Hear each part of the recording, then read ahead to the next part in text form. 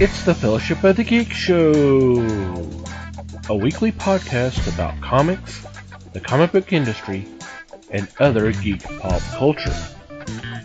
Music courtesy of Manny the Martyr. And now, on with the show!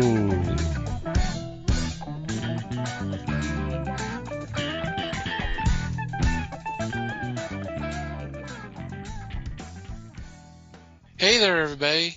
It's the Fellowship of the Geeks podcast. My name's Thomas Schick, and joining me for this episode is Mike Marlowe. Hey, gang. Les Webster. Hello, all. And Liz Newman. Hello, everybody. How are you guys doing? Pretty good.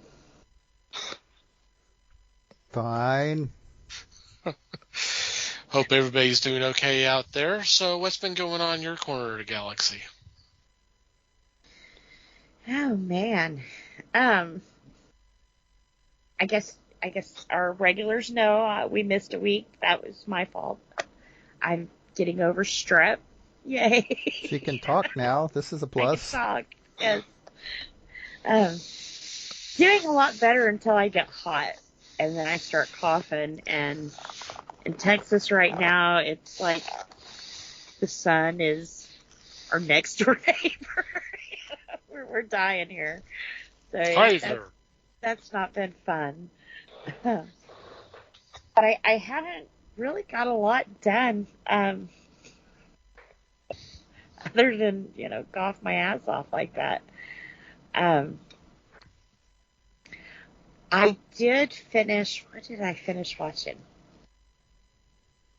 I finished watching Mayans, and I know that's not really a nerd show or anything, but watching the finale, I kind of had like an epiphany, or I don't know, a thought. I don't know what it was. It was in a strange place. It was in a strange. I've never had this before. Mayans came to an end after 5 seasons. They ended it, and of course, Sons of Anarchy lasted a whole lot longer. And, of course, Kurt Sutter was the writer on that. And he started with Mayans. And I feel like I've kind of talked about this a little bit before. But he started with Mayans, and I'm wanting to say in season 2, he made a comment about Disney, and it didn't go over well. It was his employers, but it was supposed to be kind of a ha-ha kind of thing. Well, of course, they ha-ha and fired his ass. Well, now. So it kind of threw the show in limbo because he was the writer. This was his baby. And they picked up a new writer. I don't know who the new writer is. I can tell you after Sutter left, though, there was a major change, a major shift in this show. You could feel that the writing was different. The acting was still amazing, but the stories just didn't hit the way that the first 2 seasons did, and definitely didn't hit the way that Sons did. And me and Phil was kind of like, man, this just kind of sucks. I'm glad this is the last episode. Yeah. Because it's been a struggle to get through this last season, because it's been too much. But that's kind of what we figured out, that it was the writer. Kurt Sutter, when you have someone who's talented, especially in that kind of genre, and they make it their thing, and it's their baby, and they dreamed this up, they created it, it came from them, and then all of a sudden to say, oh, nope, we're going to give your baby to this guy and see what he can do with it. Well, he doesn't feel the same way about that baby that the original person did, but they're not going to handle it as carefully. And I think that really showed here. He didn't care where the story went. These weren't his characters. This wasn't his thought. This was, okay, here's what you got, make it work, So I say all of this because Of course, right now we have our actors and writers who are on strike right now, And when it first happened, it was kind of like, I didn't understand what the big deal was. And then the more you think about it, and, like I said, you see it with your own eyes, like with Mayan, what these people add to your show and your entertainment and things that you do. Sometimes you forget a good show that you watch, but you'll never forget a bad one that you do. It is etched in your brain, and I don't know. That's just my little 2 cents. If you're not sure what's going on right now, just kind of pay attention a little and listen. It's not just a bunch of Hollywood elites right now throwing a temper tantrum. The guys really on the front line and that are hurting on this are your makeup designers and your set designers and people who aren't making that big paycheck, but are still very, very, very much part of what you're watching. So that's my compassion. I do have it, and I hope that they can come to some agreement. And the big thing right now is AI. And as a total nerd who's got gadgets that talk to me all over my house, sorry, Phil, I will say I think we're going too far with this. Hold on to that a little bit, because that may be a news item later on in the show. Ooh, okay. Cool. Preview. Yeah. Yeah. While I was sick, I did a lot of thinking, and like I said, if I know when people are looking at what the news is showing you, they're showing you these big named actors, and depending on which channel you watch, some of them are painting them in a bad light and some of them in a good light. But I say anybody who gets their ass out in the heat right now for the little guys, I'm behind you. You got my vote. So. Well, you mentioned that. I don't know if y'all saw this, and this is not related to my news item, but NBC Universal's getting a lot of flack right now because apparently they called out people to trim trees, and they happen to be in the areas when the actors and writers are striking. Yeah. So they're cutting away some of the shade. Put them in the direct heat. Put them in the direct heat in the sun. Yeah. So they're getting a lot of shit for that. And once again, like I said, a lot of people laughed. Ha ha, here's, these rich Hollywood elites, and they have to be a little bit out in the sun. That it's not just them that they're there for. No. And I'll explain some of that later on. Some of the stuff that they're going over. So yeah. So try to keep that in mind, because I laughed, and I'm sorry, I'll probably burn in hell, but I laughed at first because when it all happened, people are like, what, should we all band together and sing them Imagine? And it's like, ha ha, but when you really think about it, it's not them that's hurting, and they know that. They can stay out of work for a year or two with the money they have. They've got the little guys on mind right now. So, put your banjos away.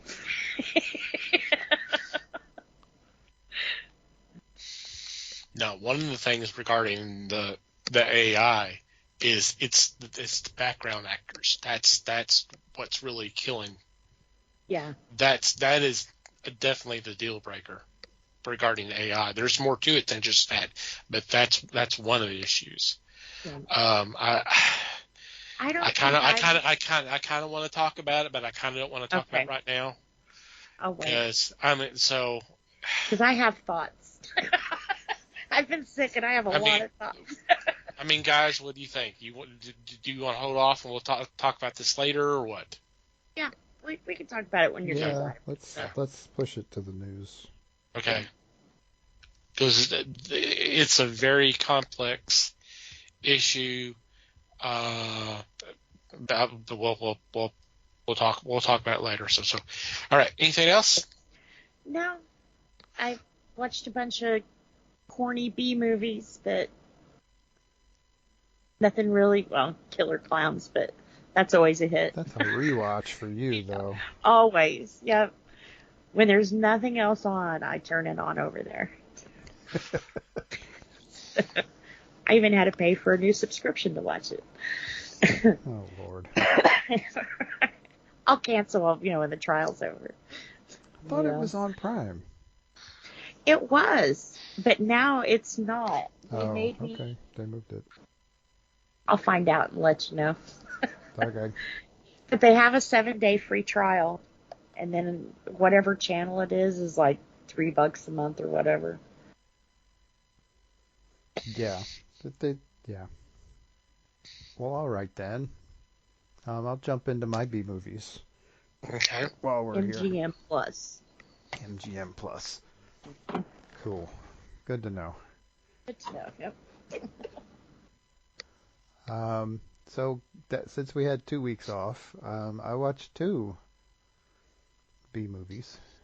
I'm not actually sure they qualify as, well, I know one of them is definitely a B movie. The first one, yeah, I mean, it's probably a B movie. So the first one I watched last week. It is called Twins of Evil. It is from 1971, and it's a Hammer film. It is, in fact, the third film in what is known as the Karnstein trilogy.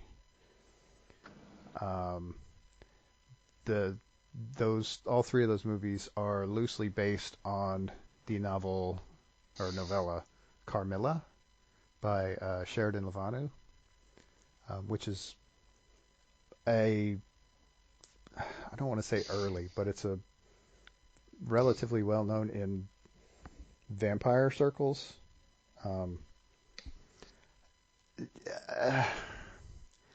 These films are honestly probably best known for being racy, to put it mildly. Also didn't realize that the 3 of them came out so quickly. I didn't realize they were that fast, because I think both of the first 2 were in 1970, and this one is 71. But the deal, this particular one is the story circles around these twin sisters who their parents were killed in some sort of accident, and so they come to live with their uncle in this small town. And their uncle is a hardcore Puritan. I mean, a real piece of work.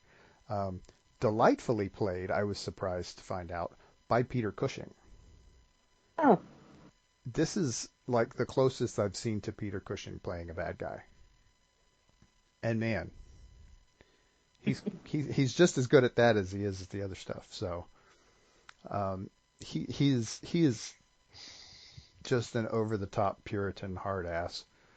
I mean, going as far as to lead a group of Puritans on just a crusade to burn witches at the stake, which is, as we all know, historically a little bit of a stretch, but that's okay. The surprisingly small number of actual witches were burned. Most of them were beheaded. But anyway. So you talk about me bringing the show down. Sorry. Oh no, I like a good beheading. Well, it's all fun and games until people start losing their heads, right?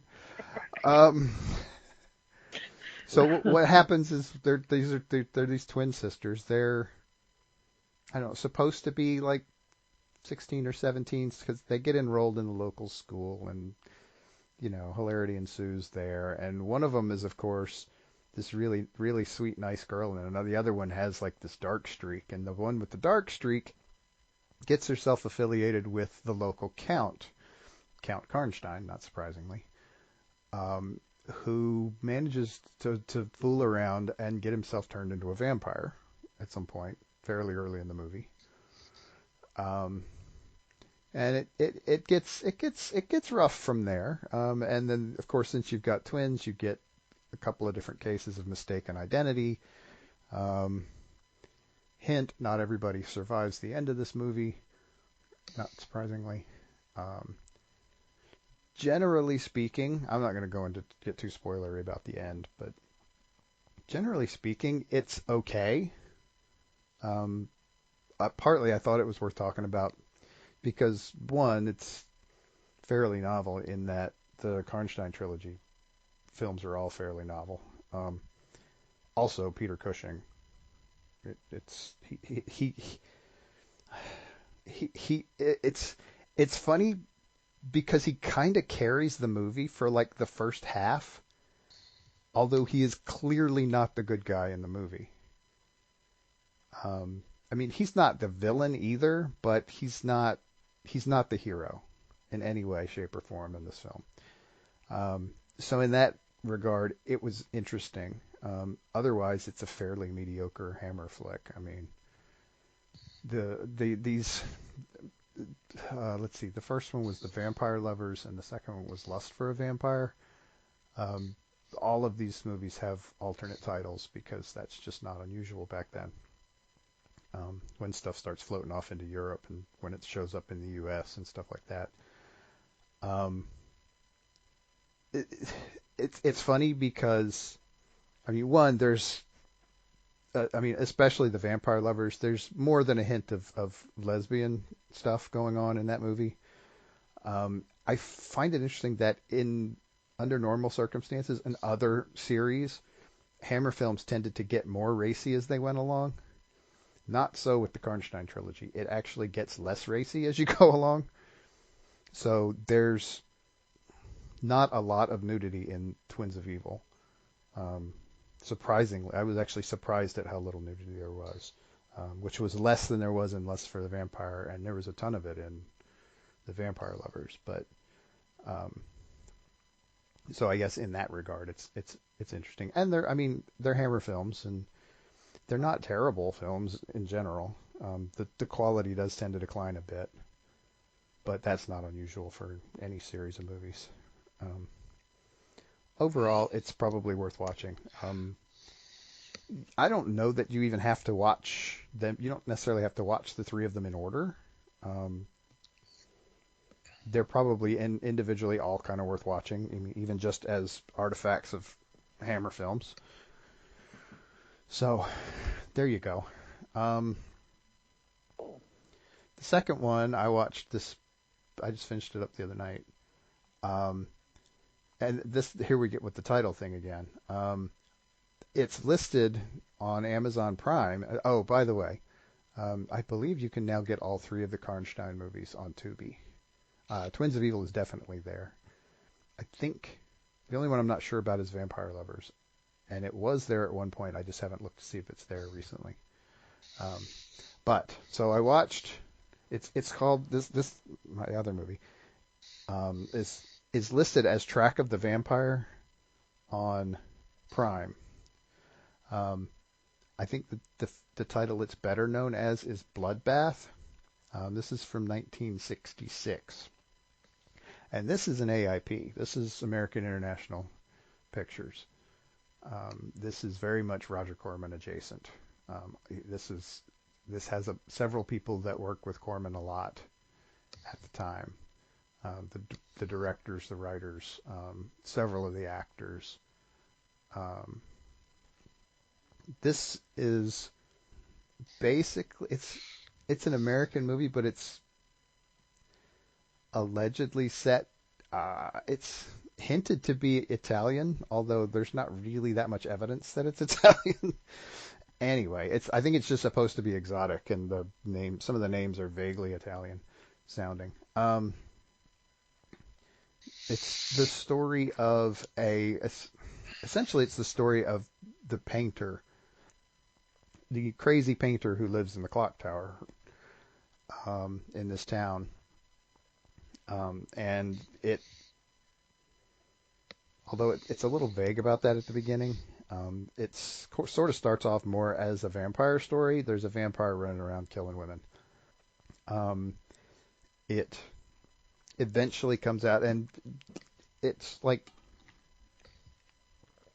the first one is just a woman standing on the street at night by herself. There's nobody around. The vampire comes up, kills her, and when somebody starts coming, he throws her in a convertible car that just happens to be sitting there, and it's fairly nondescript in that regard.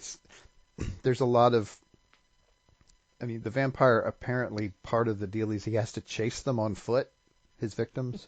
It's a little strange, but the crazy painter is played by William Campbell. His is a name we have mentioned several times, a lot of times we at least tie him back to Star Trek. He played Trelane in that episode. So I stumbled across the William Campbell movie is actually kind of fun.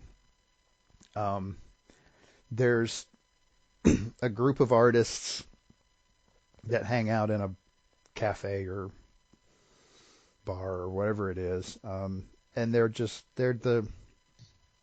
making fun of the beatnik stuff and how artists are weird. If you've ever seen A Bucket of Blood, you'll know it's basically the same stuff.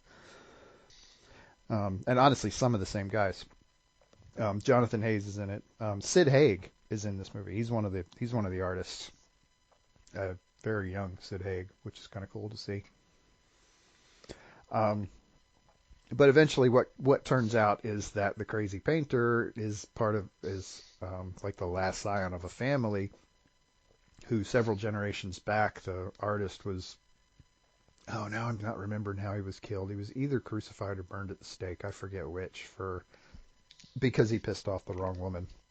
And so the woman's been torturing him, and so this guy is Tony, the crazy painter, is haunted by all of this stuff and is apparently somehow, they were very vague on it, turning into this vampire.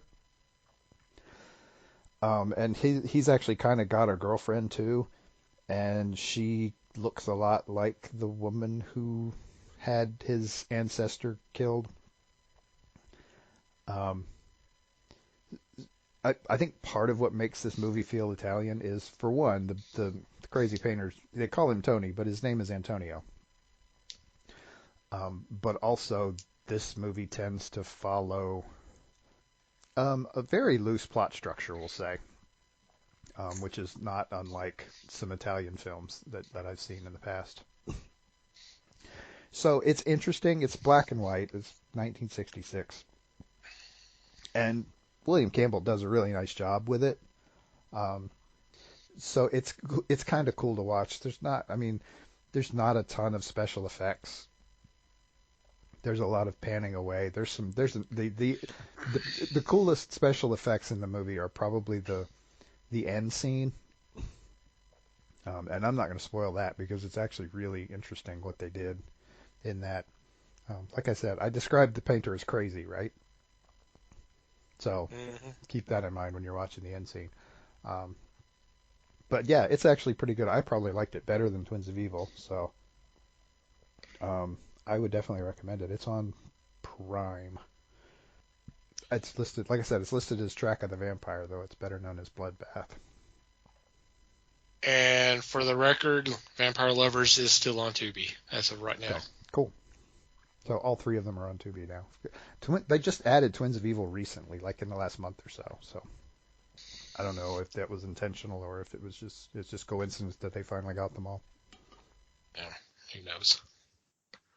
So cool. It's always kind of cool to see actors that in the later in their career, and see them back then. You talk about Sid Haig. During my binge watching of Mission Impossible, he was in 9 episodes. Oh dang, really? Cool. Yes. Didn't know that. And he was, well, the thing is he was always the muscle to the bad guy. It was like, so he kind of got typecast there a little bit. He was always the one that was sent to go kill someone, that type of thing. So it's like, okay. But yeah. And then William Campbell, man.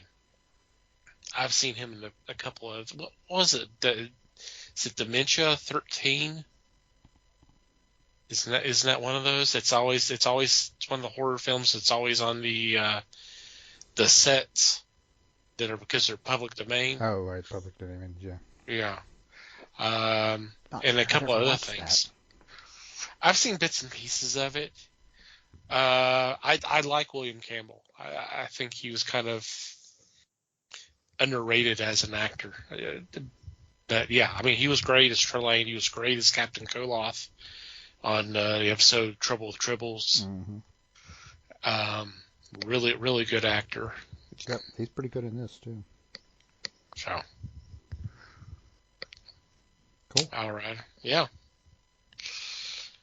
Okay, Les? Well, I took in some Corman myself. Ooh. And I took in the classic from the 50s, Attack of the Crab Monsters, which is horrible. So you loved it. So I loved it. My wife kept looking at me going, "Why are we watching this?" Yeah, and I can hear her say that. I said, "Well, look at this one actor and tell me who it is." She looked at it and she figured out who it was.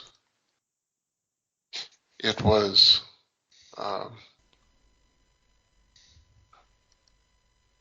Russell Johnson. The Professor. Professor. She knew it immediately. She said, "Isn't that the Professor?" And I said, "Yeah." And he was in this along with several other people. If you haven't seen this one, take the time, because it's so funny. It reminded me of Killer Shrews type situation. And Johnson was cast perfectly for his part. The story was that a rescue party was sent to an island to discover what had happened to the naval group that was there previously. When a group came across the people there, actually they couldn't find anybody, and this group was sent to find out what happened to the naval group.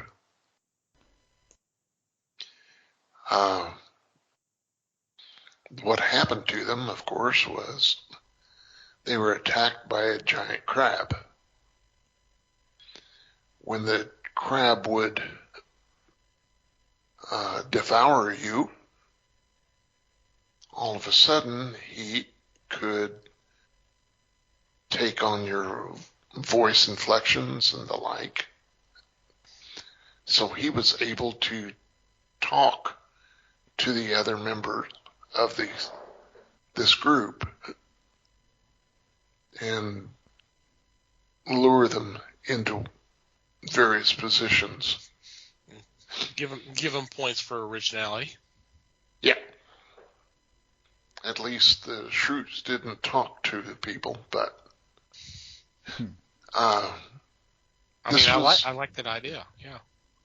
Well, it's tried and true, so it was it was worth watching. I'll put it that way. Okay. Just don't expect all that much. It's worth watching, but not because it's good. It's 50 sci-fi horror, so I mean, Yeah, it can be hit or miss. there's a grain of salt involved for sure Yeah. with any of those movies because I've been kind of dabbling in them lately too. And yeah, they're hit or miss for sure. That's a polite way of putting it because there's a lot of miss. Yeah. Definitely more miss than hit. Mm. And it's funny. But it was fun.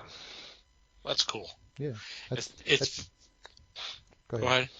Go ahead. No, go ahead. I was just going to say that it's funny because that movie has been popping up on my hey, check this out list on Prime lately. So Cool. I'll have to do that. Well, it's only like an hour long, so yeah, it's worth just shut down and watch. Cool. It's funny that you mentioned Russell Johnson because I just saw him in an episode of Gunsmoke the other day. Everybody did Gunsmoke. Well, I know everybody did Gunsmoke, That's but been on for 20 years. It's easy for everybody to do. Granted, but I mean that's kind of the genre you don't think of him. He's done some of these sci-fi movies because he's also in This Island Earth, and of course everybody thinks of him as Professor from Gilligan's Island. But it was just that's one of the things about watching the old Gunsmoke shows is just seeing seeing some of these actors pop up and go, I know him, yeah. Yeah. Cool. I mean, I don't know how many times Nimoy showed up playing the Indian. I know he did a couple of them. Leonard Nimoy playing the Indian. Mm-hmm. It was kind of course, he did a good job. I mean, what can I say? Right. It was kind of distracting. At least he wasn't singing about hobbits. Well, not at this time, no.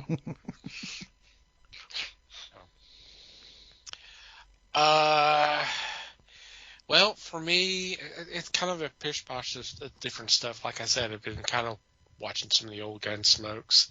Kind of got back into Mission Impossible again. And just kind of work. I actually been kind of doing a lot of behind-the-scenes stuff. I hadn't really touched some of our stuff that I've got set up for later on this year, and working on other projects for the podcast. So that's kind of what I've been doing. Nothing really special.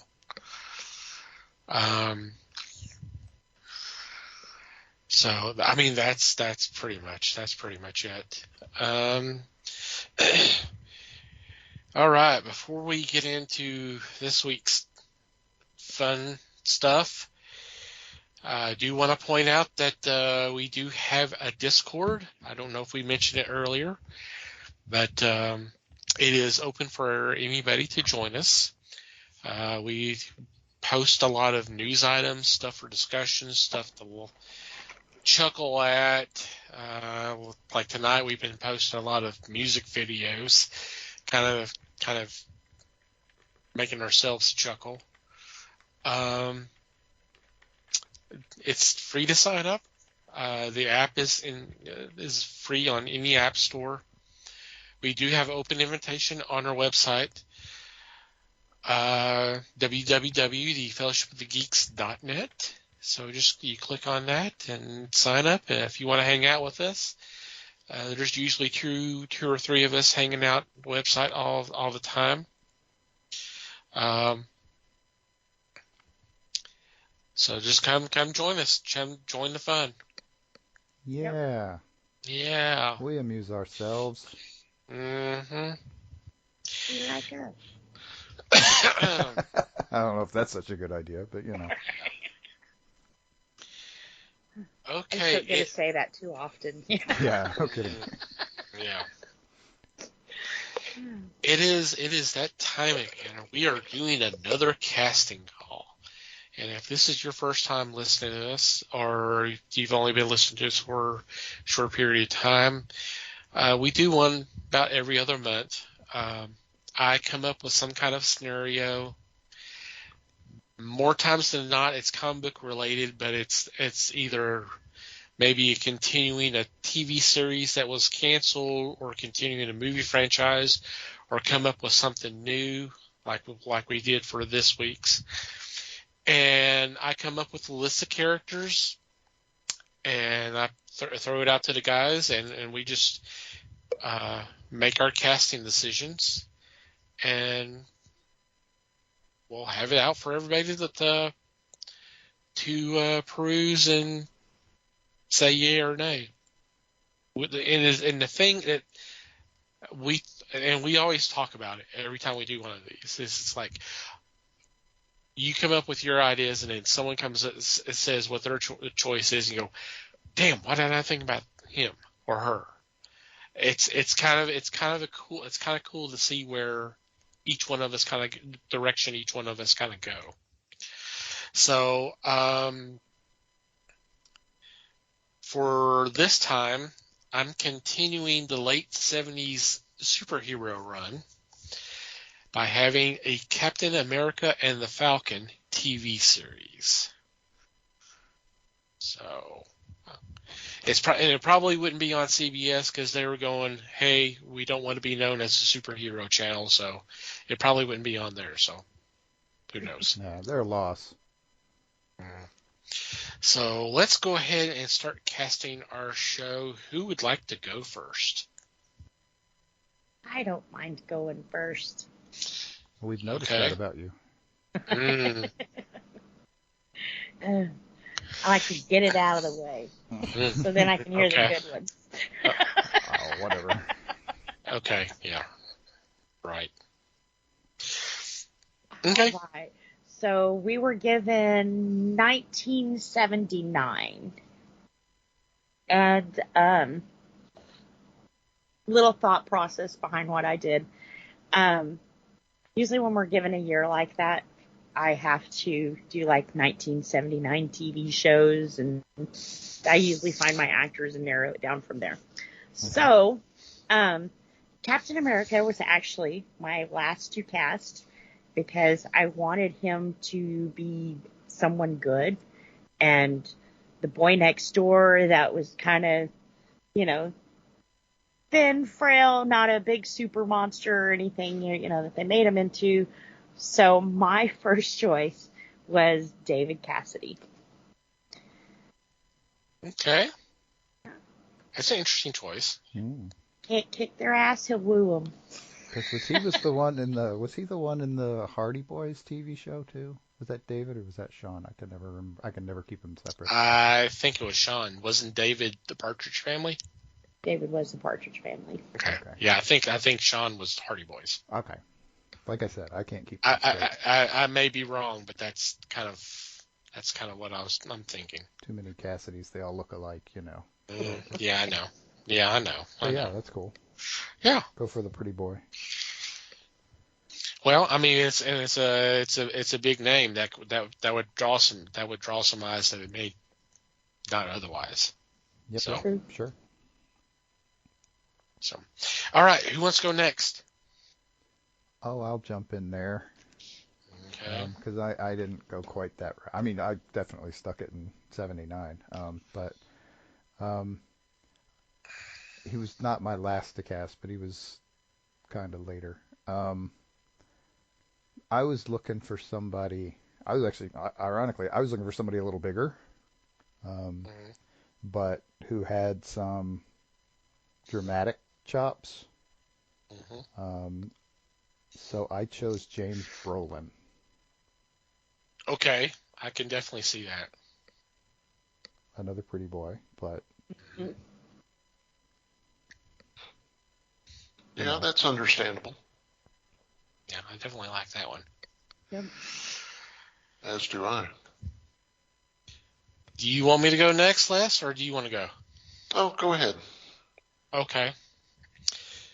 All right. I would say the first one to pick, basically because this was the inspiration for the whole shebang. I found out here within the last few months before that this particular actor at this particular time had actually been hired by Marvel to portray Captain America at public appearances. Ooh. So he's already had kind of the training. He doesn't really have the muscles, but he does have kind of the look. He's kind of the pretty boy. He's an actor that we would really not know until 7 years later, when he's cast in Star Trek: The Next Generation.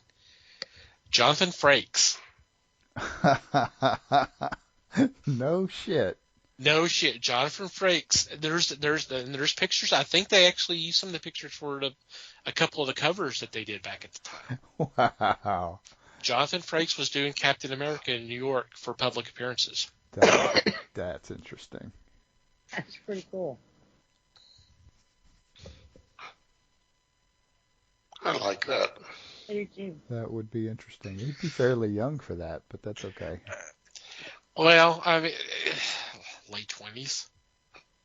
Yeah, I always kind of figured that Captain America was, because it was right at the beginning of his Army career, and he didn't get frozen too shortly after that, so. Fair enough. Yeah. Yep. Fair enough. So, okay, Les. Okay, for me, I was really thinking heavily for Arnold Stang, but instead I took Bill Bixby. Just the all-American type feel. Okay. That, Wasn't he Yeah, busy at that point? Wasn't he already working on a superhero show? Or was that later? I wasn't going to say anything. Oh, it's okay. Wait till we get a little further along. I have a story later. Yeah. So, there ain't nothing wrong with picking somebody who's already working. It's perfectly fine. It would be an interesting choice for sure. Yeah. I mean, I like it. I'm not interesting take arguing on Cap. against it. Yeah. Yeah, just feed me to the dogs. No, this is not the dogs. We're letting you pet the dogs. It's different. Just wear this pork chopper on your neck and it'll be fine. we ain't kicking the puppies this week. Yeah, no puppy kicking with Captain America standing right behind you. Come on, Right. There you go. All right, Liz, next. All right. Next one, we have the Falcon. Guy I picked would have just been finishing up a really big TV show, and it may have drew some more eyes my way. And I went with Lawrence Hilton Jacobs. I'm sorry. Which of course Welcome was back, Cotter. Boom Boom Washington. Okay. Huh. Later on, you'll see it. But at this point, people don't know that he has a range of acting. Maybe this would have showed it a little bit more. Yeah, it definitely would. That's kind of why I like it. Mm-hmm. Oh yeah. It's definitely a change for him. Yep. And I could see him being interested in doing that too. So, yeah. Yep.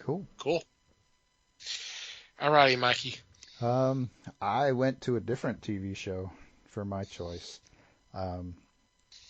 I chose Mike Evans.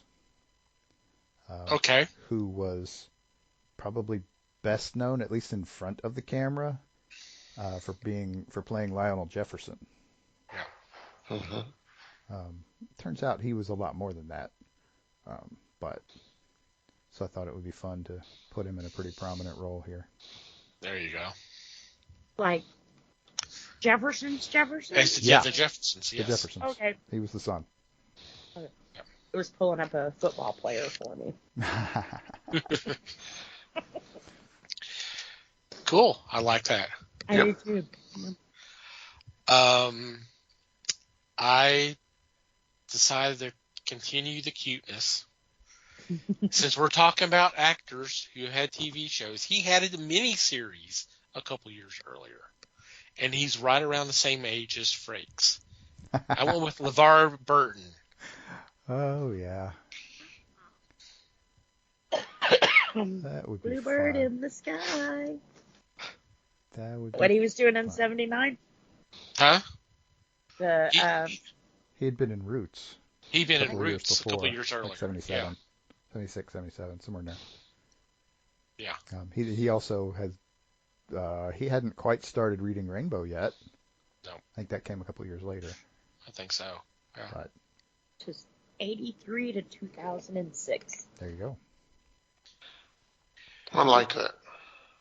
Dude. That works. All right, Les.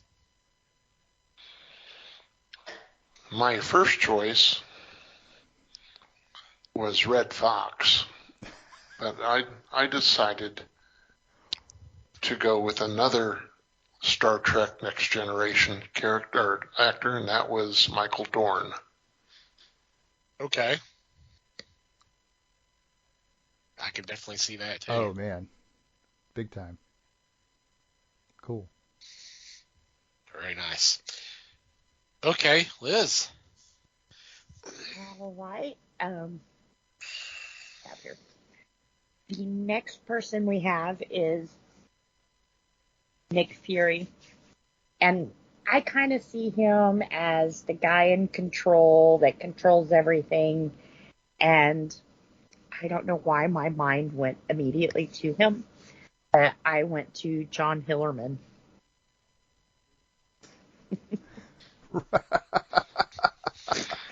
I mean, right? That would be He's a got it under really control. interesting take on Nick Yes. Fury. It definitely would be. That because Hillerman, dude, say what you will, he's a really good actor. Yes. And I mean, he's done a lot of wildly varying roles in his time. That would be a really interesting take on Nick Fury. Yeah. Mm-hmm. Got the agent vibe too. Cool. Alrighty, Mikey. I don't care if it's the first act of Henry V. We're leaving.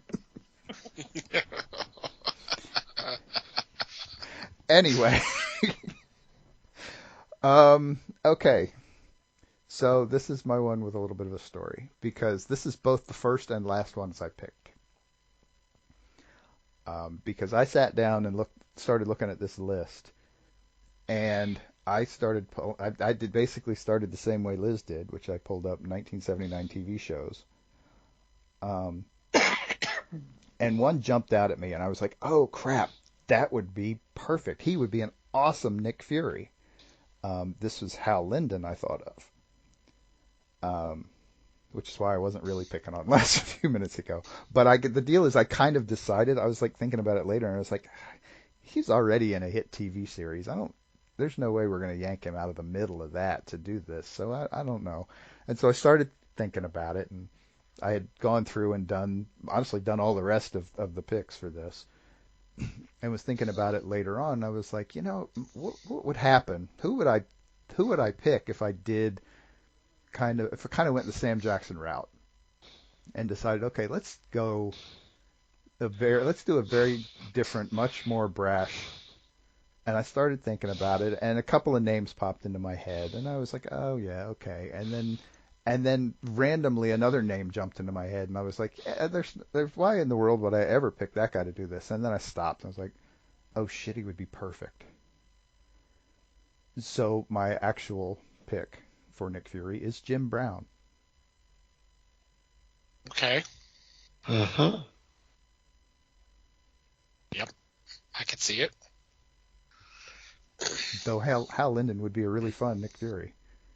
It would definitely be different. It would definitely show him in a different light. Yeah. Depending on how they handled the character on the show. But yeah. Both of them are really good. I like those. Yeah, I need to do a little explanation on my pick. I guess I was inspired because I had watched a film, one of my favorite westerns. I watched it here real recently, and I was like, you know what, he would work. He played the bounty hunter with the Mara-eyed, who was coming to work for Ed Asner, who was the bad guy of the film. Was in a successful TV series in the late 60s known as Rat Patrol.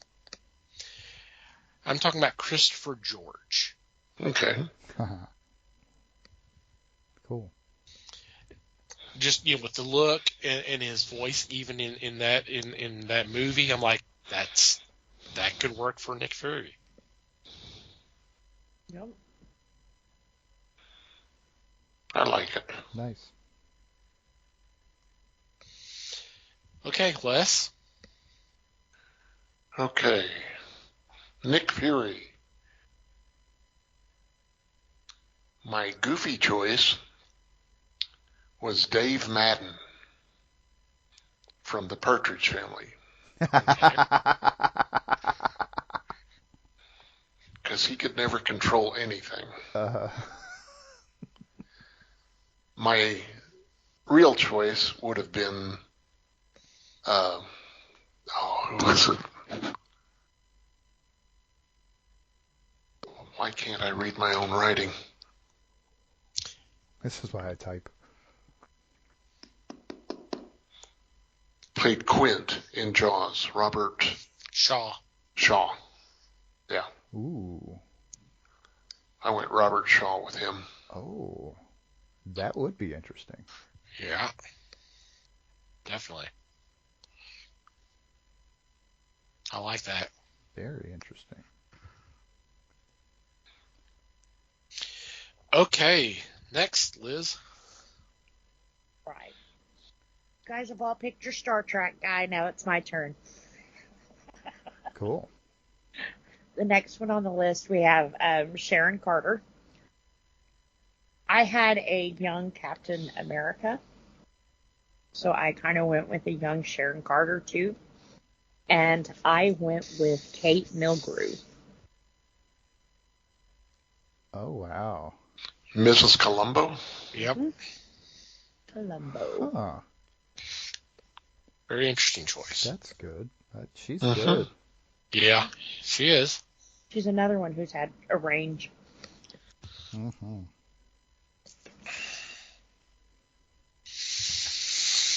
Okay, Mikey. Oh, that leaves me. Well, I was still at this point in my cannibalizing successful TV shows at the time. So for Sharon Carter, I chose Marilu Henner Okay. from Taxi. From Taxi. Okay. Yep. That works. I'd say. For my choice, I actually kind of went with someone who is just starting out. But, I mean, the following year, she would be in a very successful comedy, and then a couple years later, she'll be in a cult sci-fi classic. I went with Cindy Morgan. And the movies I'm referring to is Caddyshack and Tron. Okay. Oh, that's the Okay. same person? It's the same person. I didn't even notice. We watched Tron not that long ago, and I didn't even realize. Cool. Yeah. Oh, yeah, that'd be great. I like that. Her too. I'm sorry I didn't think of that one. See? Somebody always says it. Okay, Les? Sharon Carter. For my goofy choice, I picked Nancy Culp from the Beverly Hillbillies.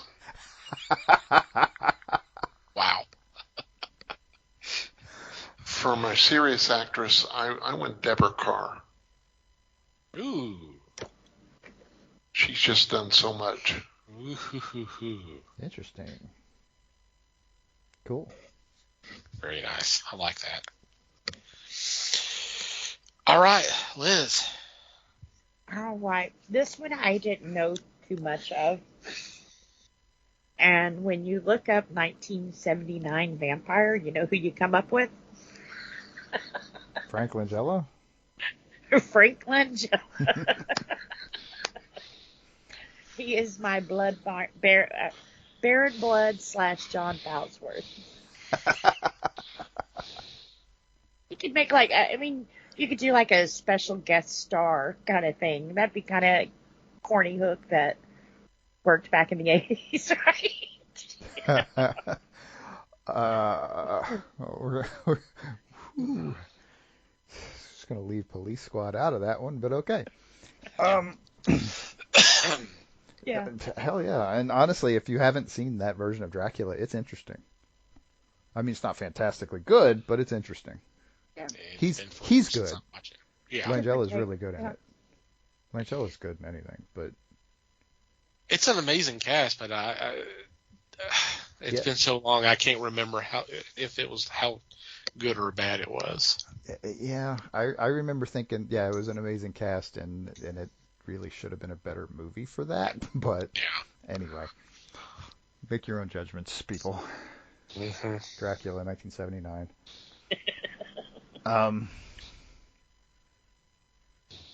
So yeah,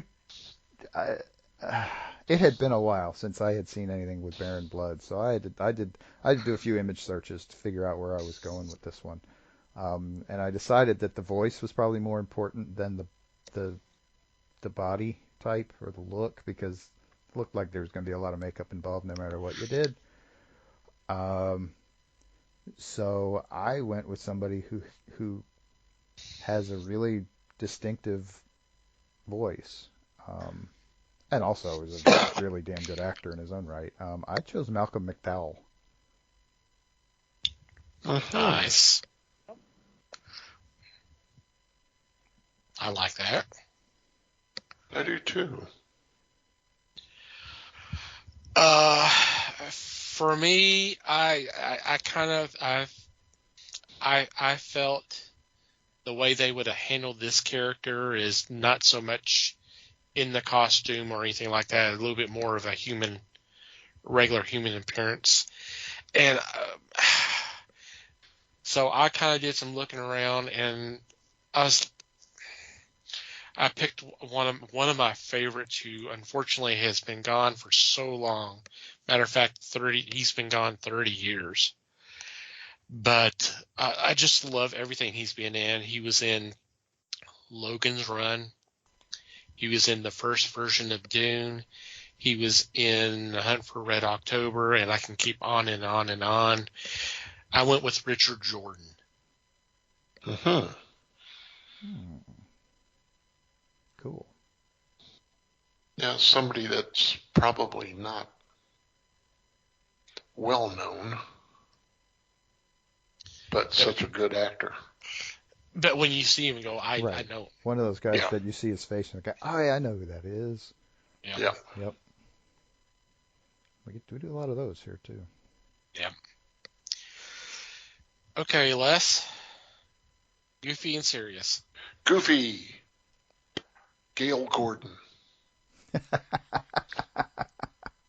From the Lucy Show. The more you tell us these, the more I want to see your Goofy version made. Yeah. Oh, Lord, no. Especially if I have to front the money for it. My serious, though, was Michael Caine. Oh, yeah. Yeah, that would be cool. Mm-hmm. He does pretty good. He does some good stuff. He's been known, yeah. Mm-hmm. Because wasn't it this around the time that he did Sleuth? Oh, I'm not sure.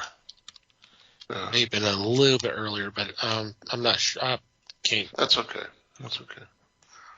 But if Well, you've I mean, seen, I'm already pulling it up, dude. So just Well, he was also in, the movie was called Death Trap with Christopher Reeve. Christopher Reeve, yeah. Yeah, that was in later. That time frame.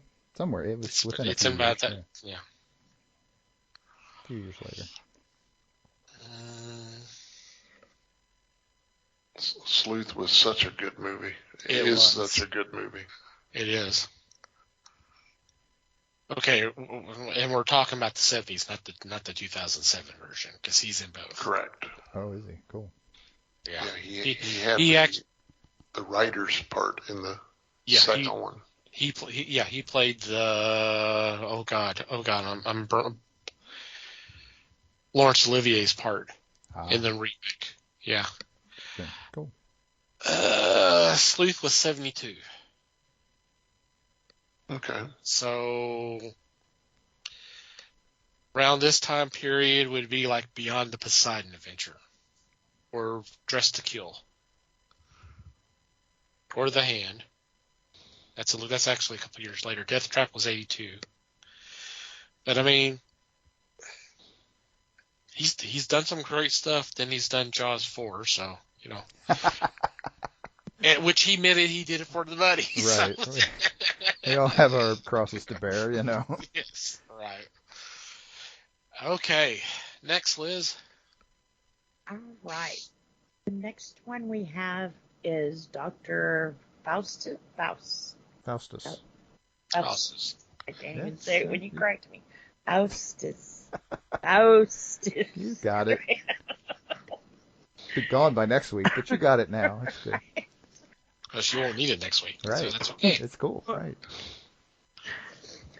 All right. This one will be another one of my corny appearances for guys. He wasn't even born yet, Liz. You can't pick Jensen for this. I right. know. He'd be in all of them. But the guy I did pick, he wasn't a doctor, but he was playing a doctor on TV.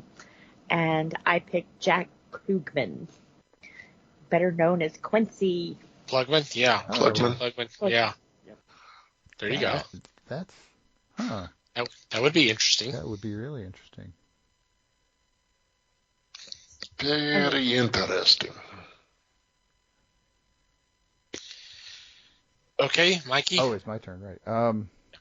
So I got one more here that I'm stealing from a successful TV series, but I couldn't resist when I thought about it. I couldn't think of anybody better to play Dr. Faustus than Ricardo Montalban. There you go.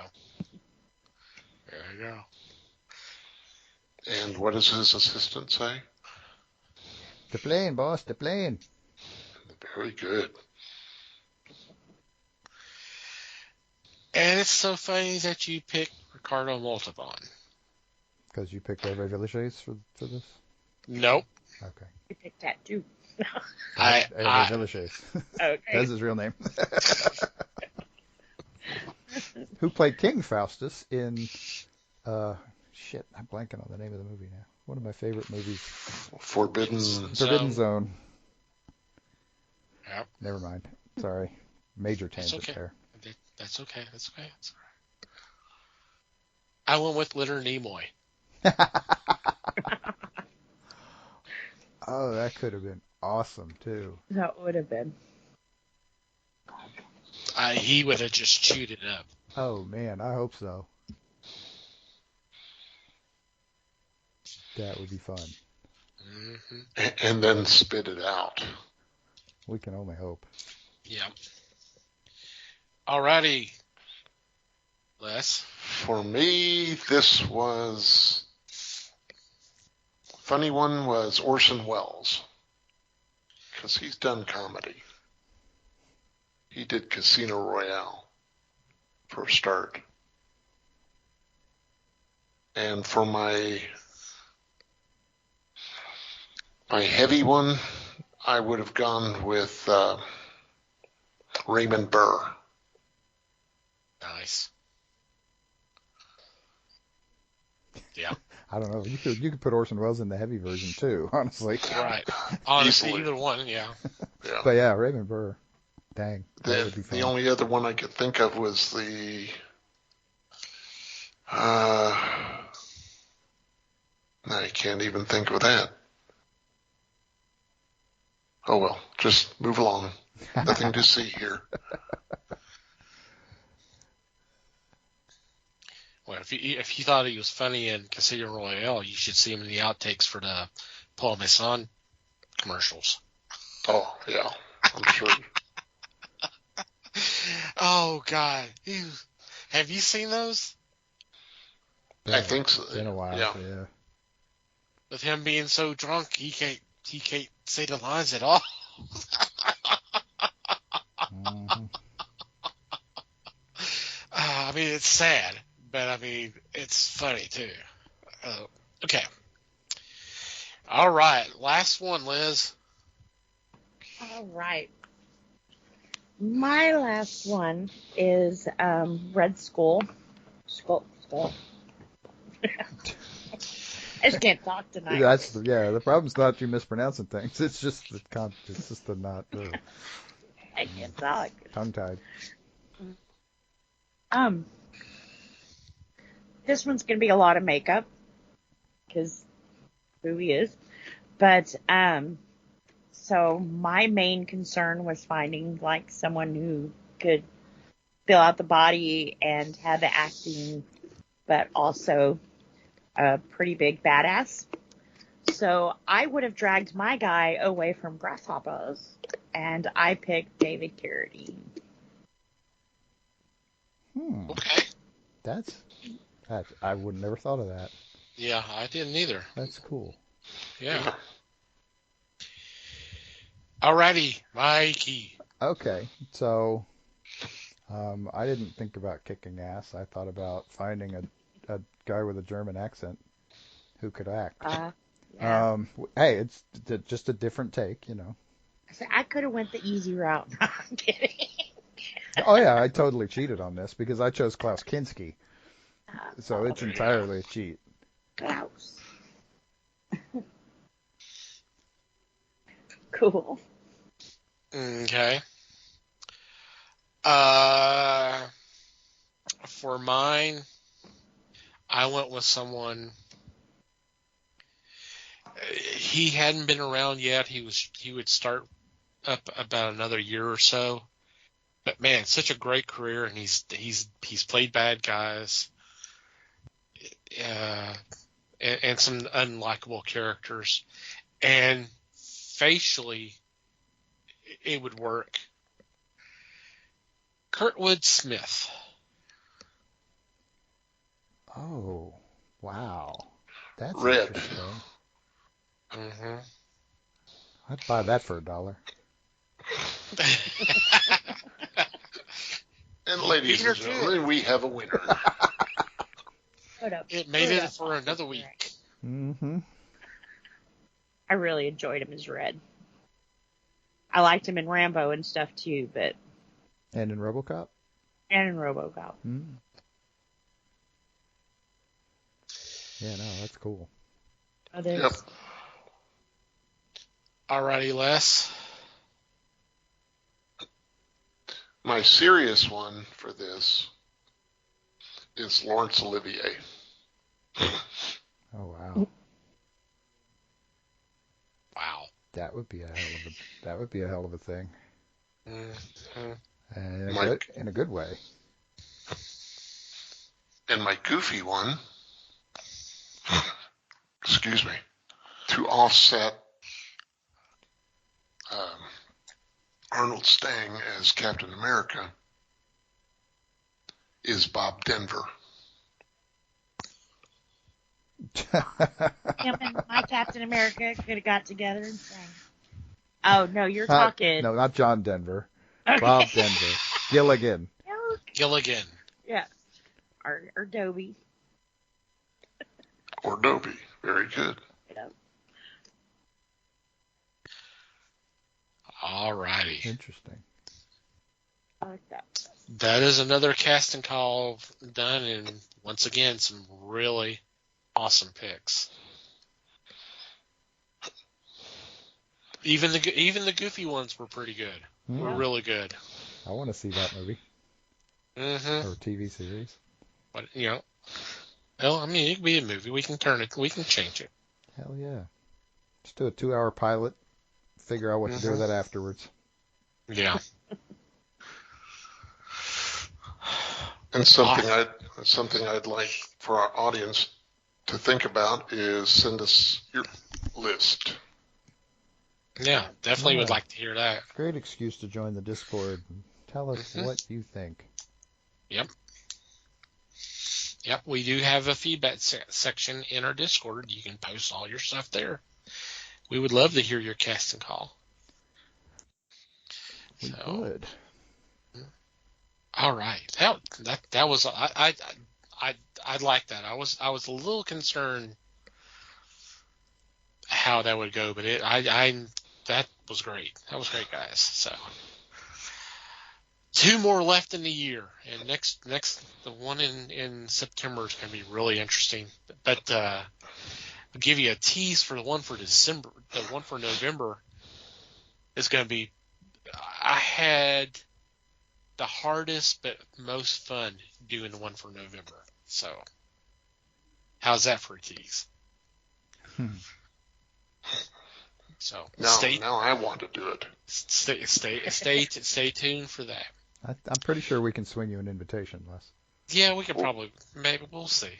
Oh, thanks. On that note, we are going to take a quick break and be back with Geek News for You.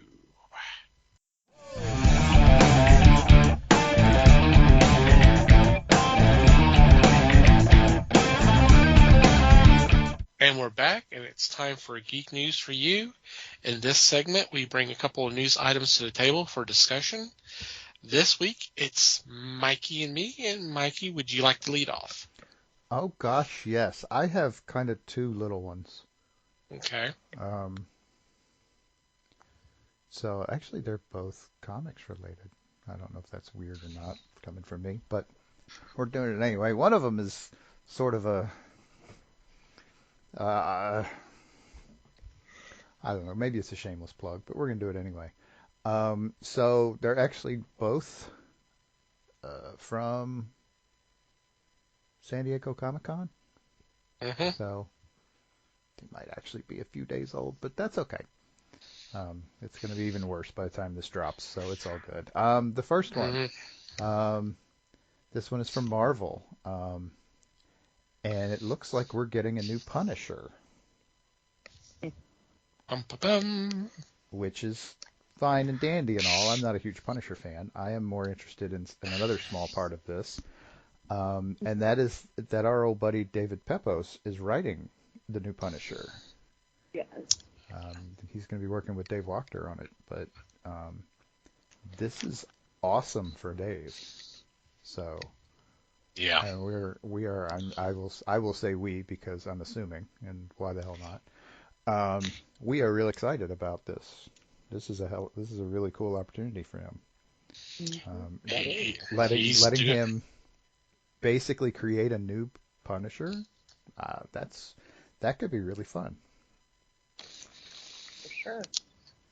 He seems to be doing really well with Marvel. That's awesome to hear and see. It is. Yep. We can say we knew him when. We did know him when. Hopefully he remembers the little people he left behind along the way. I don't know. Yeah. But yeah, no, I'm happy for him. This is great. That was very cool. And didn't I also see that he just got engaged? Yes. I believe I did see that, yeah. Yes. Yeah. So congratulations to them. Big Absolutely. Time. Just got all kinds of good things happening for him. Yep, he's in a good place right now. He is. Good for him. Well deserved. Absolutely. Couldn't happen to a nicer guy. Yep. Okay, so my other one is from DC Studios, and I find this interesting. I'm curious to see how this works out because they have just dropped news that they are planning to release an animated Watchmen adaptation next year, which certainly leads you to believe that they're already working on it. Right. But again, this dropped. Why do I hear Alan Moore screaming in my head? At this point, Alan Moore just doesn't care. Yeah. I can't imagine that he cares. He has to understand that he's lost control of this. Yeah. Which is honestly why I think this is interesting. I mean, not specifically because of Alan Moore, but the whole. It's just they just don't seem to want to let it go. They don't. Yeah. DC just doesn't want to let it die. I mean, they want to keep milking it. That's right. what I say. If for those who don't know, DC and Alan Moore pretty much have, I don't know if it's a contract or an agreement, that if Watchmen ever goes out of print or is no longer used, all of the rights revert back to Alan Moore. So DC has done everything to crank this, Yeah, they're going to keep releasing stuff. That's why we always get a anniversary hardbound edition of Watchmen every couple of years, because they can't let it go out of print. But yeah, I mean, not that I'm going to be a kiss-up, but it's going to sound like it. I mean, it did well enough that they had to keep it in print, and yeah. But yeah, they took the ball and they've kind of overdone it. I'm not keep dribbling it. I'm not disagreeing with that.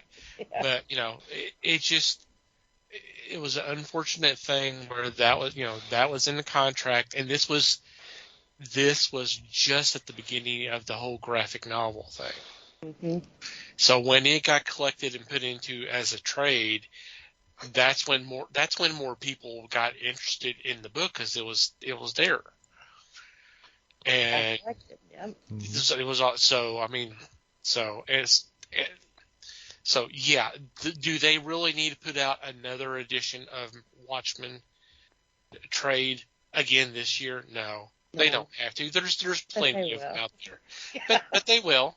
They will, and then they'll do it again next year, because this animated movie's going to drop. They'll do a comic book after this animated and say they still using the property, and yeah. And it's apparently this animated version is supposed to be closer to the original text, so there was some sniping at the 2009 film because of that in this article, but that's okay. It's all good. Yeah. But yeah. I know it was a Snyder movie, but I actually kind of liked the Watchmen movie. It was one that wasn't as bad as he normally puts out. I'm sorry. I'm trying to be nice. Well, and the deal is he had a few successes, and this was. I mean, this was a controversial. This movie was actually more. It was more about the controversy than about the movie itself. The movie itself is fine. It's not fantastic. It's not. There's a couple of good performances in it. Yeah. And obviously it's based on Watchmen, so it's by default going to be good to some extent. Yeah. If he hadn't dicked around with the ending, he probably wouldn't have made so many enemies with it. But yeah, I mean, overall, it's an experience. You should watch it. But yeah, I mean, whatever. I don't care about the Zack Snyder connection. I honestly, it will be interesting to see as how actually true they keep it to the original text. Yeah. I had actually watched Watchmen a couple of times before I knew that was some of Snyder's work. Mm-hmm. And I'd still watch it. So. Okay. I know that, with the controversy around it, but that's pretty cool. I'll probably at least watch it. Yeah, it'll be interesting to see. Yep. And closer to text, I'm assuming it'll probably be like an HBO kind of thing, huh? Or did they say?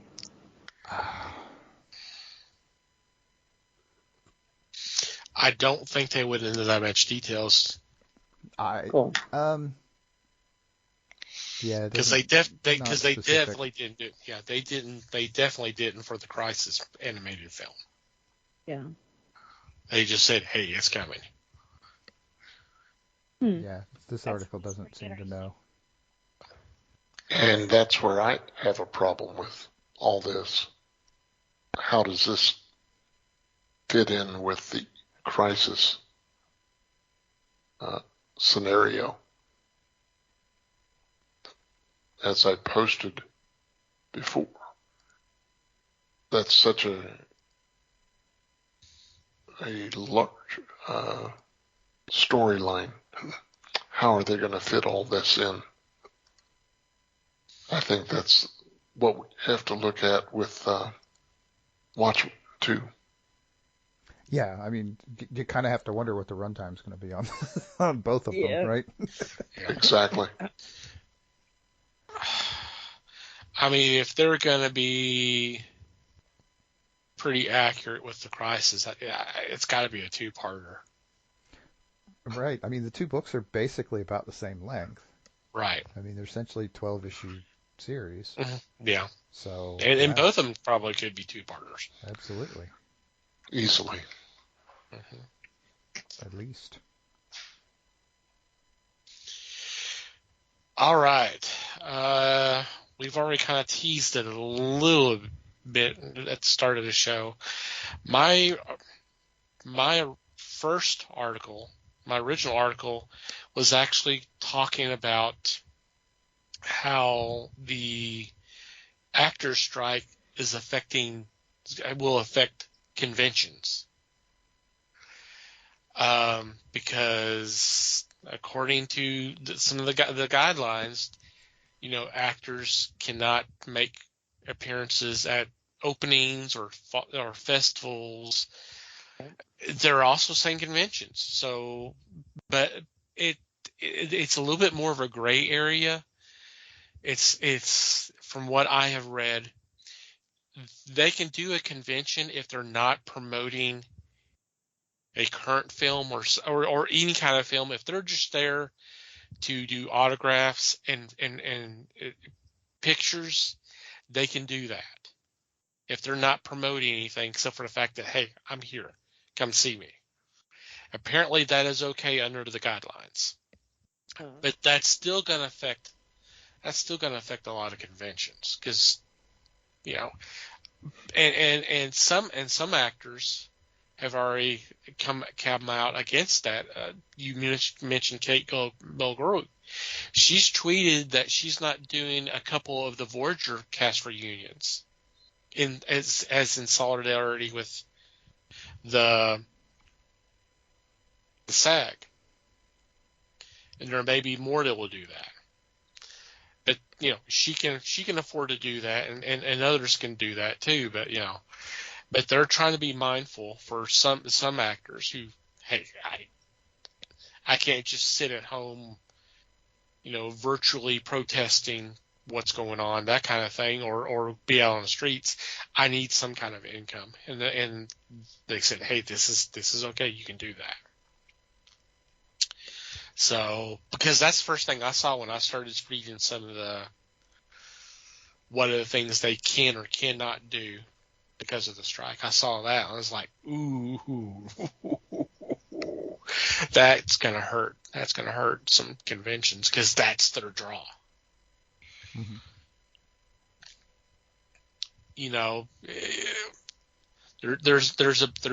There's a good number of us who want to go see the comic creators, but there's the big draws are the actors. And those are the ones that will bring more people into the convention. Exactly. The deal. And if they're not going to be there, then that's going to hurt. That's going to hurt some conventions. Apparently, it didn't hurt San Diego. I've some of the feedback I've been reading on social media from the comic creators going, oh, it was great. There was a lot less lines, and it seemed like everybody was focusing on comics, and which is something we're all big about. The four of us, and there's many more out there. It's great when you want to see all the stuff about the latest movie that's based off the comic book, but hey, let's talk about the comic book too, because that is the inspiration. If it wasn't for that, the movie or the TV show or the video game wouldn't be there, and that seems like that gets lost a lot, especially at San Diego. So That's my soapbox there for a minute. I'll throw a little soapbox on top of Okay. that. All right. The part that balances that out in some way Mm-hmm. is if you don't have all of the movie stuff at San Diego Comic-Con, that makes San Diego Comic-Con a much smaller convention, Yeah. which also affects employment because you don't need it. They don't have to hire as many people. That's true. So it also affects whatever the company is called that runs San Diego Comic-Con. I have no earthly idea. Didn't even think to look it up beforehand. That's okay. It affects their bottom line too. Sure. And So- that was one of the reasons why I was bringing this up is the fact it's we know some we personally know some convention coordinators. Mm-hmm. This is going to hurt them. Yep. Because this is income, possible income it's not going to be there because they can't get so and so who's in the next big Marvel movie or DC movie or whatever because they can't promote that. Yep. They can show up and maybe do autographs and all that, but it can't be tied to any particular role or anything. So and then you have people like I said, Kate Mulgrew, just on principle saying, I'm not going to do this. So that's going to hurt them. Yeah. Mm-hmm. So that was why I kind of went, oh shit, when I saw that. Because I thought of one in particular that we all know. They're going, oh man, that's going to hurt our guy there, because he can't get some of those names now. So, this other article, which we'll have in the show notes, and it kind of goes over some of the stuff that's being discussed between the reason for the strike. I'll bring up the AI because that was the one that really got me. I mean, there's other. The rest of them are like residuals for streaming content and health insurance and that kind of stuff. Kind of stuff like most unions. I understand that. The AI was the one that caught me. And it sounds like from what I'm reading, and I'm trying to read from both perspectives so I can actually see the issue, is apparently the studio is wanting to be able to use AI for actors and then turn around and use that content and not get consent and compensate the actors because they own the property. Because they own that, and it's not so much the main or principal actors that's really causing everybody to be pissed off. It's the background actors. Let me give you a scenario. Joe Brown is hired for half a day. He's being scanned in and all that for this role. He's playing like a waiter in a restaurant. Okay, so he does his stuff and he's gone. The studio owns that. They could literally use that image and alternate for different wardrobes and all that. They could literally use that in every movie forever. That's what they want. And never compensate the actor or get consent. He got his paid for half a day, but we have this where we have that Joe Brown, he's a waiter in this film, and then maybe 2-3 films down the road, he's a cop. It's the same guy, but he's not getting paid. He's not getting paid because he's not acting. It's the AI that's acting. And the studios thinks that's okay. It's a big cost savings for the studio. It is. Now, regarding the principal actors, there's concern of them being able the AI to be able to alter their performance. And I gotta find this video I saw in one of the articles. It kind of went over this a little bit. It was a scene from the film Fall, and that's one we've talked about before about the two young women who climb up the rickety radio tower. Yeah. This video shows a particular scene where one of those girls is saying her lines, and she's cursing up a storm. And then they show a little bit of the AI, kind of working on her mouth and all that. And then they literally showed the same scene PG-13.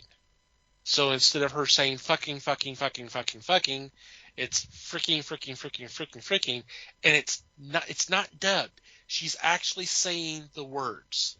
That's the AI. And then after that, they show that literally the same scene. She's speaking perfect Japanese. And it's not dubbed. It's her saying the words. And then they show it again in perfect Spanish.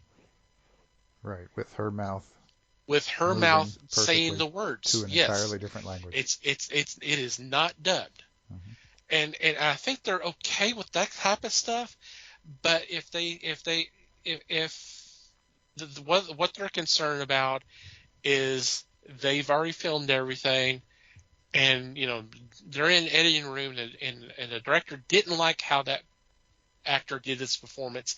They can actually go back and alter the performance to the way the director wanted, and they don't want that to happen. Right, it takes their agency away. Yeah, well, because they're ruining their performance, and I get that. It's another cost saving scene, because you don't have to go back and do reshoots. Mm-hmm. You just fix it there. I get where they're coming from. But man, it's a slippery slope. It really is. I think it should be under like a contract for sure. You have to know what you're agreeing to. But do you remember the Marvel movie? What was it? 7 Rings? The lead guy in that movie. Years back when he was a struggling actor, he agreed to do stock photos. So you can go on the internet and find like thousands of photos of him in different positions and holding different things and that kind of thing. But, he laughs at it because he knew what he was doing. Had he have known he was going to be this big-time movie star, and, he might have charged a little bit more for it. But, like, with him, he was like, I don't have a problem with that. I knew what I signed up for, kind of thing. I think the AI should be the same way. If you have someone who doesn't mind being used as a stock photo, because that's pretty much what this is, sure, but you right, and the deal is that might be a transaction that takes place outside of the Screen Actors Guild. Yeah. The deal is that the point of the union is that they are trying to make sure that doesn't happen to their people. If there's stuff that's going on outside of the union, the union obviously can't control that. Right. And another good example is right now, spoiler alert, the new Flash movie. Mm-hmm. Everybody's so happy. Oh, Christopher Reeves was in it, and he would have wanted to be a part of this. Yeah, that's cool, but he's not here to ask. Conversely, George Reeves is in the film. Yeah, and the man who everybody believes killed himself because he got stereotyped by the role he's in the movie. In the movie, yeah, the part he hated, and so there definitely should be some lines. And I'm sorry, I don't think it should be, well, if the estate allows that. Fuck that. What if my kids are later on like, oh no, she hated comic books. We don't want her on a comic book, or you know what I'm we saying? are so selling your image to the comic books. I mean, come There on, you go. 100%. Well, Just because they're my kids doesn't mean they absolutely 100% know what I wanted.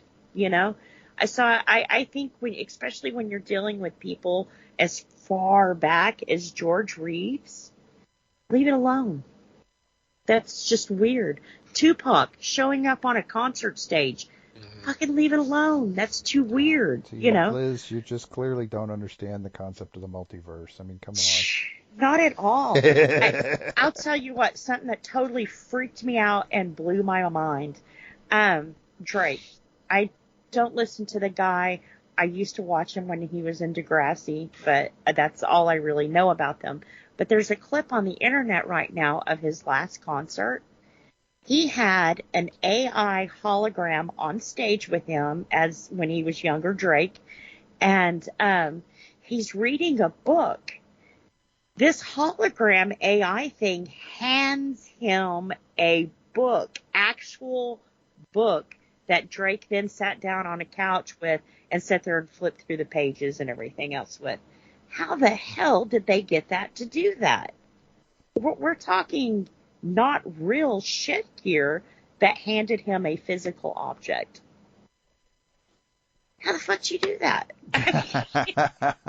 You know, it's things like we're getting too far with this. It's creepy as fuck, you know? And dead people, leave them alone. They didn't get a chance to know, one, this technology would ever exist, you know? George Reeves probably thought his films were going to be destroyed because of the type of, you know, care that they received for those kinds of films back then. It's weird. And you should have consent on that. I shouldn't, if I decide to take a picture, they shouldn't be able to use that 1,000,001 different ways that they want to. I gave you a picture. That's what you were allowed to use. And it will be used against you in a court of law. Every time. Yeah. Thank God we didn't have social medias when we were teenagers, right? My life would be ruined. So, yeah, I do agree they need to get this under control. Some people, they don't care. They don't care. Use me however you want, you know. It's a quick buck right now, you know. But when you have someone like Brad Pitt, you know, he's a big animal activist. Well, what if someone took his image and was like, oh, I'm Brad Pitt and kill your dog? You know, it's something he totally wouldn't do or say, but I allowed you to use my image, and now you can make it say or do whatever you want, and you should have control over that. That's what they're concerned about. Right, and that's the deal. That's it. To me, it's wrong. I think we need to slow down and decide to grow in other ways in our technology. But I mean, did they not ever watch an 80s movie at all when robots go crazy? They made them. What are you talking about? These are the people that made those movies. Do you want to play a game? I mean, right? And you know, I'm going to get way too cynical if this keeps going.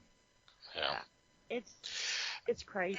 And I hate to be one of those people who are like, oh, we can't grow. I'm not saying that. I'm all for, hey, let's get in some rockets and let's explore some planets and let's really freaking grow. But when you have something that's going to think for you or do things for you, go touch some grass. We're losing it, you know? What is this grass you speak of? Right. It's that brown dirt stuff we have in Texas right now. Brondo has what plants need to grow. Right. The non-smoking kind, you know.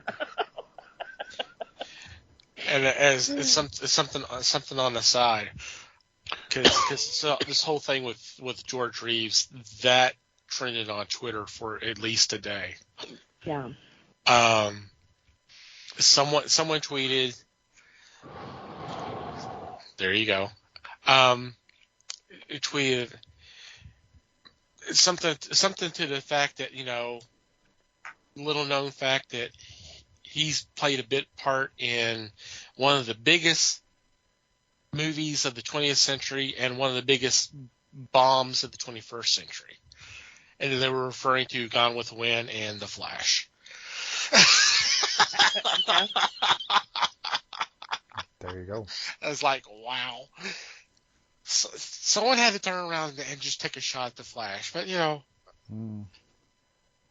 Yep. But, yeah, because, I saw he was trending. It's like, why the hell is he trending? That's when I first... Because I didn't... Spoiler alert, I didn't know that image was in the film. I didn't either. But until everybody decided to show that scene over and over and retweet that scene over and over and over again. So, yeah, you see George Reeves, you see Christopher Reeve. Spoiler alert, you see Adam West. Yep. Three people who are clearly not alive right now. Yeah, none of them were around to say, yeah, it's okay to do that. Yeah. Now, out of those three, I could see Christopher Reeves being okay with that and Adam West. He really loved his character, even to the point where he played parodies of his character. But it still boils down to there was no choice there. And I just don't see that George Reeves would have ever even, if he were alive, 150 or whatever he would have been, if he would have been alive today, I still don't think he would have been a part of that movie. Maybe yes, maybe no. We would never know. He might have grown into it. Yeah. Maybe he accepted, but we never got the chance because he died under mysterious circumstances. Yeah. And they did have that footage. They do own that footage. And I watch that footage like every weekend on Hero TV. I appreciate that. But the footage they own was made for TV. That's what he agreed to. Yeah. So. Yeah. Like I said, I hate to sound alarms and bells, but really it's not. I don't see it being good at all. It's definitely interesting. But yeah, it could really go in some dark places and go some directions that were not intended, or at least for most of us say that was not the intention. And we have some mean, nasty people in the world. So the intentions may be good, and it may be just nerds wanting to see how far they can push it, but not everybody's intentions are pure, Yeah, I would love to see Christopher Reeve next to Christopher Reeve Superman next to Adam West Batman, but no, I don't want that. Or hand me a book. I'll just use my imagination. That works a hell of a lot better and cheaper than AI. Yeah. So we'll see. This is not going to end anytime soon. Not at all. Like I said, I wish him luck. And I think no matter what side of the fence I've ever been on, I've always stressed the importance of contracts. Yeah. Get it in writing. And what you put in writing, make sure that's what you want, because that's what they will hold you to. Yep. Forever. Reading comprehension, people. Yep.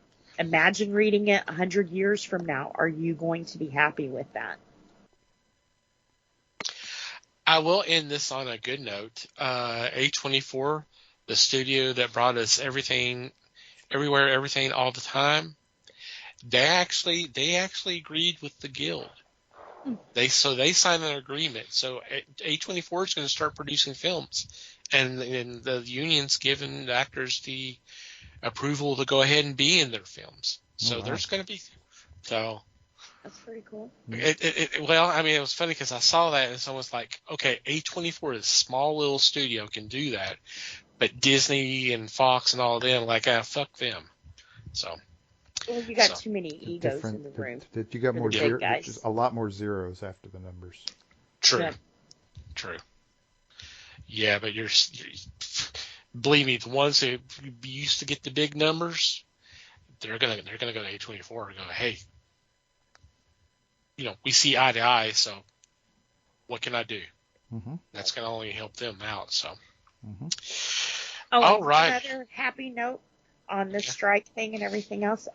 Out of all the shit that he's been getting, and I'll grant half of it was warranted, but I did see that Dwayne Johnson actually has taken his own personal money to help some of the little guys make it until these strikes are over. So, I believe I saw $7 million.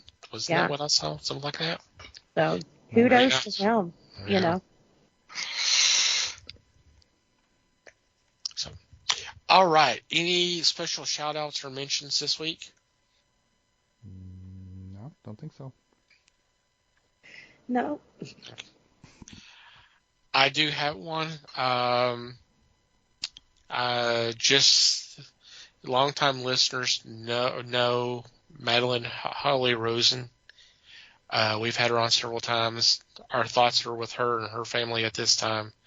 They've had they've had something happen there, but we're thinking about her and her husband and them, and just let us know if we can help you out anyway. Okay, personal shout-outs. We want to thank Pop Goes the Culture Podcast Network for allowing us to be part of a great group of fellow podcasts. Definitely check them out. There will be a link in the show notes. We also want you to check out the fine men and women who have been so kind enough as to spread the word of the fellowship on Twitter. And yes, I'm still calling it Twitter. That is Podern Family. And the best way to check them out is do a search, #Podern Family, all one word. Just scroll through whatever catches your eye. Click on that link and download an episode. Well, we hope you have a great time listening to them. Want to thank Manny the Martyr for supplying music to our podcast. You can check out some of their fine pieces of music in a link on the show notes. And finally, you, dear listener, thank you for downloading and listening to today's episode. We value your feedback. Any questions, comments, suggestions, complaints, observations, what have you, please send them our way. Our email address is email@thefellowshipofthegeeks.net. Or if you go to the website and go to the About Us page, there's a contact form you can fill out. We already mentioned the Discord. I think I already mentioned that we do have a feedback channel where you can post your thoughts there. Social media, we're on Facebook, The Fellowship of the Geeks. On Instagram, Twitter, and Hive Social, we are at Fellowship Geeks. If you'd like to follow our personal Twitter accounts, Mike can be found at Mikey Geek. Liz can be found at LN_Geek. Les may or may not be found at Fake Les Webster. And I can be found at Tom TC Geek. And from wherever you download our episodes, if you'd be so kind as to rate and review the show, it would be greatly appreciated. Anything else before we say goodbye? Just thanks, everybody. Thanks, everybody. Thank you for listening. Thanks for listening, everybody. We appreciate the support as always. And until next time, geek on, my friends.